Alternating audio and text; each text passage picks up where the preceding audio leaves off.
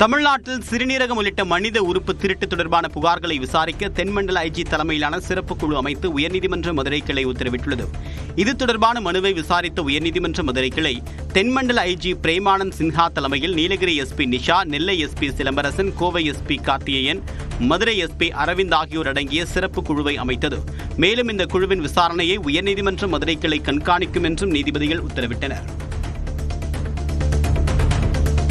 சென்னை ஈசிஆரில் உள்ள நடிகர் ரவிமோகனின் சொகுசு பங்களாவை ஜப்தி செய்வதற்கு வங்கி நிர்வாகம் அனுப்பிய நோட்டீஸை வாங்க அவரது மனைவி தரப்பினர் மறுத்துவிட்டனர். ஈஞ்சம்பாக்கத்தில் உள்ள சொகுசு பங்களாவில் ரவிமோகன், ஆர்த்தி தம்பதி வசித்து வந்தனர். தனியார் வங்கியில் கடன் பெற்று இந்த பங்களா வாங்கப்பட்ட நிலையில் கடந்த 10 மாதங்களாக தவணை செலுத்தவில்லை என கூறப்படுகிறது.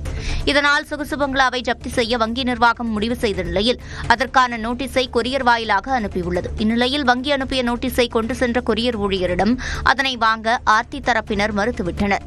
மேலும் வங்கிக்கு நேரில் சென்று வாங்கிக் கொள்வதாகவும் கூறியுள்ளனர். சொந்த மாநிலமான குஜராத்தில் ரோட் ஷோ சென்ற பிரதமர் மோடிக்கு மக்கள் உற்சாக வரவேற்பு அளித்தனர்.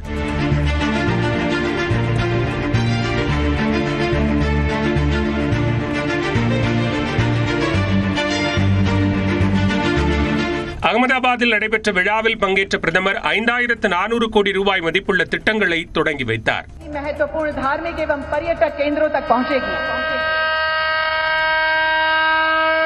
खूब तालियों સાથે આ ક્ષણને પણ આપણે વધાવીએ જ્યારે ગુજરાતને આ સુંદર મજાની ભેટ મળી છે.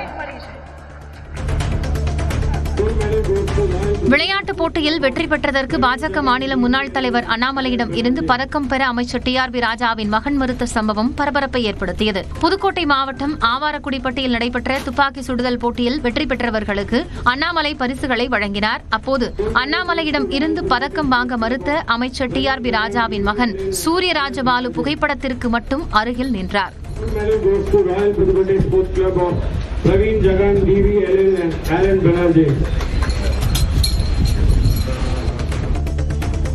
பீகாரில் இருசக்கர வாகன பேரணியில் கலந்து கொண்ட ராகுல் காந்திக்கு இளைஞர் ஒருவர் முத்தம் கொடுத்த சம்பவம் பரபரப்பை ஏற்படுத்தியது.